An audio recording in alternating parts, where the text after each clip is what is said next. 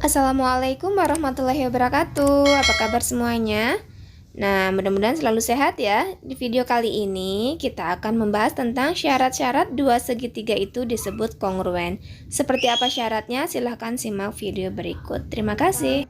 Syarat dua segitiga dikatakan kongruen itu salah satunya jika memenuhi persyaratan seperti ini. Nah, yang pertama jika seperti ini Kak, lihat di sini ini bangun yang pertama, ini bangun yang kedua. Dari kedua bangun ini dia memiliki ketiga sisi yang bersesuaian sama panjang. Coba kita cari sisi-sisinya apa saja. Nih ya, sisi AC itu dia bersesuaian dengan PR. Kemudian sisi yang AB dia bersesuaian dengan yang PQ. Kemudian sisi BC ya, BC bersesuaian dengan QR. Seperti itu. Semuanya sama panjang nih, sehingga disebut dengan, kita biasanya menyebutnya seperti ini. Sisi, sisi, sisi atau SSS. Jadi syarat yang pertama yaitu SSS. Kemudian syarat yang kedua, kita lihat dulu ya gambar berikut. Ini bangun ke 1, ini bangun ke 2. Nah, misalkan di sini P, Q, R, di sini S, T, U seperti ini.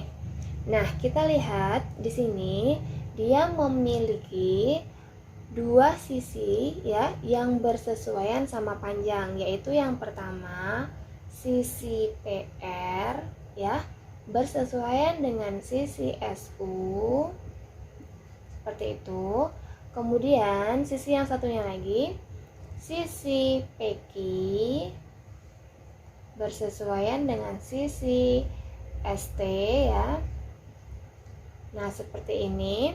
Kemudian ini kan satu sisi ya, ini 1, 2 itu dua sisi. Kemudian satu sudut yang sama besar. Di sini tandanya sama besar yaitu sama-sama alfa. Yang satunya alfa, yang satunya alfa juga. Kalau misalkan di sini Ibu tulis alfa, terus kemudian yang satunya beta, itu menandakan bahwa sudutnya berbeda gitu ya. Karena ini sama-sama alfa, jadi ini alfa, yang ini alfa ya. Jadi ini sudutnya sama besar begitu, yaitu sudut apa? Sudut P dan sudut S. Karena dia memiliki dua sisi yang bersesuaian sama panjang dan satu sudut, maka kita tulisnya seperti ini ya.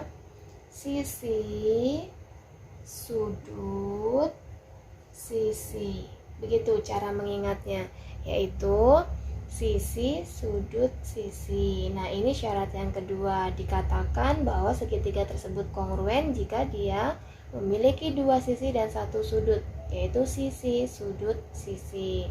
Begitu ya. Sudutnya diapit ya. Sudutnya diapit oleh sisi-sisi yang sama panjang tadi. Kemudian syarat yang ketiga yaitu ya, ini bangun 1, ini bangun 2. Syarat yang ketiganya, kedua segitiga tersebut memiliki dua sudut yang bersesuaian sama besar. Nih lihat, sudut ke-1 sama-sama alfa, sudut keduanya sama-sama beta.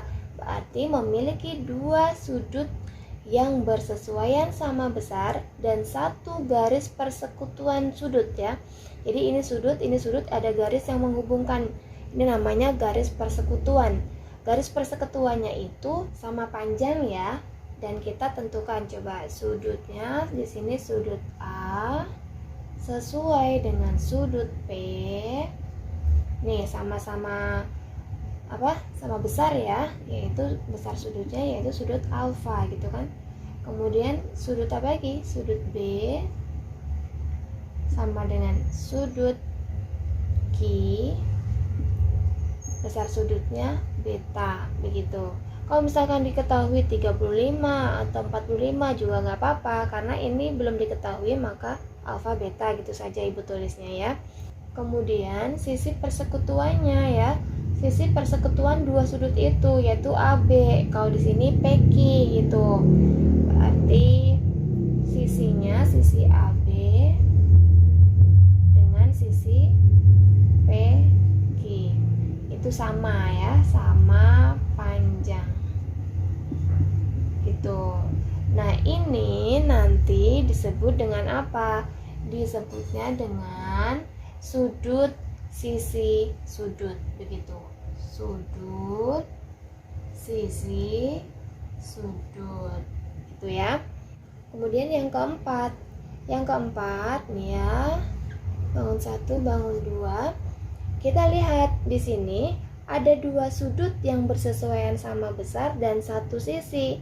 Tapi di sini bedanya, sisi yang sama panjangnya itu dia bukan persekutuan dua sudut, bukan di sini. Bukan persekutuan dua sudut ya. Kalau persekutuan dua sudut kan dia di sini nih, AC. Nah, di sini dia sisi yang sama panjangnya itu berada di depan salah satu sudut gitu ya, yaitu sudut alfa. Kita tentukan coba sudut yang sama besar, sudut yang bersesuaian sama besar. Misalkan sudut A bersesuaian dan sama besar dengan sudut P. Kemudian sudut C bersesuaian dan sama besar dengan sudut R. Yang AP tadi itu besarnya beta, kemudian yang C dengan R itu besarnya alfa ya. Dan kemudian satu sisi yang sama panjang. Sisi yang sama panjang ya, yaitu sisi AB bersesuaian dengan PQ. Di sini dia sama panjang. Nah, ini kita sebutnya dengan apa? Kita sebutnya bukan sudut sisi sudut lagi ya, tapi kita sebutnya dengan sudut sisi.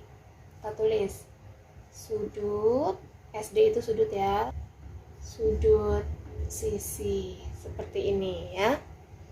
Sudut sisi, dua sudut, kemudian satu sisi di depan salah satu sudutnya. Kemudian syarat yang kelima yaitu kita perhatikan di sini ya, yang memiliki dua sisi yang bersesuaian sama panjang ya, ini satu dengan yang ini, kemudian dua dengan yang ini ya, dan satu sudut yang bersesuaian sama besar. Tapi bedanya dengan yang tadi adalah di sini sudutnya tidak terletak di tengah-tengah atau tidak diapit oleh dua sisi yang sama panjang tadi itu. Di sini sisinya dia berada di depan kedua sisi yang sama panjang tadi. Kita tentukan dulu, kita tentukan sisi-sisi yang bersesuaiannya apa. AC ya, di sini bersesuaian dengan PR. Kemudian AB bersesuaian dan sama panjang dengan PQ. Di sini dia sama panjang. Yang ini juga sama panjang ya.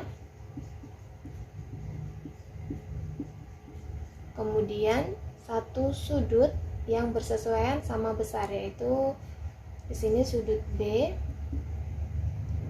dengan sudut Q. Di sini sama besar, yaitu alfa. Ini kita sebutnya dengan, kita ganti dengan apa? Dengan sisi sudut ya. Sisi sudut, begitu ya. Untuk yang ini namanya sisi sudut. Kalau sudutnya diapit tadi itu namanya apa? Sisi sudut sisi. Nah, ini syarat-syaratnya begitu ya. Jika ada dua segitiga terus kemudian memenuhi salah satu dari syarat-syarat yang ini tadi, berarti dia dikatakan kongruen, begitu. Oke, sekarang kita tarik kesimpulan ya. Dua buah segitiga dia akan dikatakan kongruen jika dia memenuhi salah satu syaratnya dari yang 5 tadi, yaitu kita ingat-ingat. Yang pertama, jika dia apa? Jika dia semua sisi-sisinya sama panjang ya. Apa ini? Sisi. Begini kan? Kemudian jika dia, yang kedua apa? Jika dia misalkan di sini dua sisinya sama dan satu sudutnya sama besar, yaitu apa namanya? Sisi, sudut, sisi, ya kan? Sisi, sudut, sisi. Kemudian yang ketiga misalkan seperti ini. Misal di sini sudut, di sini ada sudut lagi, ya beta, terus di sini ada sisi. Nah, jika seperti ini namanya sudut, lalu sisi persekutuan, sisi, lalu sudut lagi ya. Nah, ini seperti ini. Kemudian yang keempat ya, misalkan seperti ini. Di sini dia sudut, di sini dia sudut, di sini sisi. Maka apa ini berarti namanya? Sudut, sudut, sisi. Begitu ya. Sisinya dia ada di depan salah satu sudut. Yang kelima, dia seperti ini, misalkan. Berarti sisi, sisi, sudut, ya kan ya? Nih namanya sisi, sisi, sudut, sisi, sisi, sudut. Nah, berarti kalau ada dua segitiga kongruen yang memiliki ciri-ciri salah satunya gitu ya, salah satunya saja gitu, salah satunya bisa nomor 1 atau 2, 3 atau 4 atau 5, itu dia sudah merupakan segitiga kongruen gitu, salah satunya ya. Nah, sekarang kita ke contoh ya. Contohnya seperti ini. Kita punya gambar seperti ini yang di dalamnya itu ada dua buah segitiga, yaitu yang pertama segitiga PRT ya, yang ini PRT. Kemudian yang kedua adalah segitiga PQS, yang ini ke sini ya. Nah, di sini tentukan bahwa atau buktikan bahwa segitiga PRT itu kongruen dengan PQS. Nah, kita sekarang jawab yang pertama dari sudut dulu nih. Sudut kan yang ketahuan jelas ini ya Kak ya, sudutnya yaitu sudut PQS. PQS ya, PQS sama dengan sudut apa? PRT. PRT. Lalu kemudian ada sudut lagi nih di sini. Ya, ini sudutnya otomatis sama kan dia? Baik yang segitiga pertama maupun kedua sama. Berarti apa ini sudutnya? Sudut QPS ya. Sama dengan sudut RPT ya. RPT. Seperti itu nih, sama nih. Kemudian ada satu sisi yang sama nih. Sisinya sama ya. Sisi PS itu, sisi PS yang punyanya ini nih ya, nih. Sisi PS itu sama dengan sisi PT. Tuh, yang punyanya si ini. Sisi PS sama dengan sisi PT, seperti itu. Nah, berarti ada dua sudut dan satu sisi ini. Dua sudut. Sudut 1, sudut 2 dan satu sisi. Begitu ya. Sisinya dia bukan di tengah-tengah, bukan. Gitu. Karena ini tandanya hanya dari PS, hanya dari PT, bukan sampai ke R sini ya, bukan ya. Berarti dua sudut dan satu sisi gitu.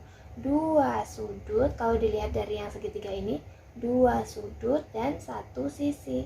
Kalau dilihat dari yang sini, dua sudut dan satu sisi. Berarti namanya apa ini berarti?